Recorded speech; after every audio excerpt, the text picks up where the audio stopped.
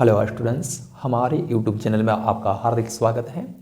चलिए आज आप लोगों को क्लास 10th के साइंस में ले चलते हैं, जहां पर आप लोग केमिस्ट्री का पहला चैप्टर पढ़ोगे कि रासायनिक अभिक्रियाएं एवं समीकरण। उस चैप्टर में एक बड़ा ही इम्पोर्टेंट टॉपिक आया है और वो टॉपिक संचारण के विषय में है। संचारण से रिलेटेड प्रश्न है वो आप लोगों का साइंस के साथ साथ एस साइंस के लिए भी महत्वपूर्ण है। कई बार की एस साइंस में भी ये क्वेश्चन आपसे पूछा जा सकता है। तो आगामी बोर्ड एग्जाम को ध्यान में रखते हुए ही आप लोग के लिए ये क्वेश्चन लेकर आज हम हाजिर हुए हैं। तो ये क्वेश्चन है कुछ इस तरह का, संचारण क्या है, यानी आपको संचारण का परिचय देना है। साथ ही साथ में कह रहा है इसे किस प्रकार से नियंत्रित किया जा सकता है। अगर किसी वस्तु पर संचारण की प्रक्रिया अगर जारी है तो हम लोग कौन सा मेथोडोलॉजी अपनाकर हम उसके दर को नियंत्रित कर सकते हैं, कंट्रोल कर सकते हैं, इसकी बात यहाँ पर उठाई गई है। तो सबसे पहले तो आप इस बात को समझ लें कि आखिरकार संचारण होता क्या है। तो संचारण की परिभाषा कुछ इस तरह से दी जा सकती है। देखिए उस चीज़ को यहाँ समझाया गया है, वायु यानी हवा जल एवं अम्ल के संपर्क में आकर धातु की बनी वस्तुएं अपनी सतह पर क्या करती है, एक पतली परत निर्मित करने लगती है और उस प्रक्रम को ही यहाँ पर संचारण कहा जाता है। ठीक है, तो देखोगे वायुमंडलीय ऑक्सीजन या फिर जल या फिर किसी प्रकार के अम्ल के संपर्क में जब भी कोई धातु की बनी वस्तुएं आती है तो उस स्थिति में धातु की बनी वस्तुओं के ऊपर एक पतली परत बनने लगती है, लेयर बनने लगती है। उसी को हम संचारण के नाम से जानते हैं। ठीक है, इसे हम लोहे की बनी वस्तु के ऊपर जब ये परत बनने लगती है तो हम लोग उसे लोहे का जंग कहते हैं। ठीक है, लेकिन असल में वो होता है एक प्रकार का संचारण।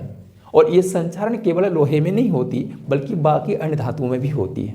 जैसे एल्युमिनियम में भी संचारण होगा, आपका तांबे में भी संचारण होगा और इस तरह से जितने सारी धातुएं हैं उन धातुओं की बनी वस्तुओं में ये संचारण देखने को आपको मिल जाएगा। रही बात ये संचारण का अध्ययन हम लोग के लिए इतना इंपॉर्टेंस क्यों हो जाता, तो याद रखिएगा हमारे आसपास में लोहे या अन्य धातु की जो बनी वस्तुएं होती है वो संचारण की वजह से अपना चमक खो देती और उसकी मजबूती जो होता है वो खो जाता है। ठीक है, तो उसकी हानि यहाँ पर लिखाया गया है कि इसके कारण धातु की बनी वस्तुएं कमजोर हो जाती है तथा निष्प्रभ होकर नष्ट होने लगती है। निष्प्रभ कहने का मतलब है उसकी चमक खो जाती है और उसकी मजबूती भी जो है वो धीरे धीरे खत्म हो जाता है। ठीक है, जैसे आप लोहे के बने छड़ या फिर अन्य वस्तुओं को देखोगे, जब वो लंबे समय तक वायु के संपर्क में रहती है, जल के संपर्क में रहता है, नमी या अम्ल के संपर्क में रहता है तो उसके ऊपर जंग की एक परत बनने लगती है। ये कुछ ही महीनों के बाद कि कुछ वर्षों के बाद धीरे धीरे खत्म हो जाती है। ठीक है, अब देखो कि इसको हम लोग किस प्रकार से घटा सकते हैं या नियंत्रित कर सकते हैं। तो संचारण को नियंत्रित करने के उपाय में बताया गया है।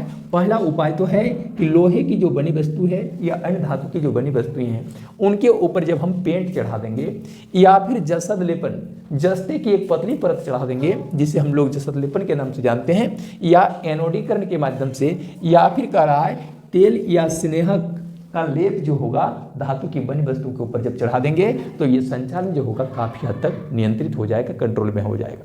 ठीक है, और वह धातु लंबे समय तक मजबूत बना रहेगा, टिकाऊ बने रहेगा। उम्मीद करते हैं आप लोगों को ये टॉपिक समझ में आया होगा। आप साइंस में इसी प्रकार से हमारे साथ जुड़े रहिए। नेक्स्ट वीडियो में इंपॉर्टेंट क्वेश्चन के अन्य जो है सवालों को लेकर फिर से जुड़ते हैं। Thank you, all the best.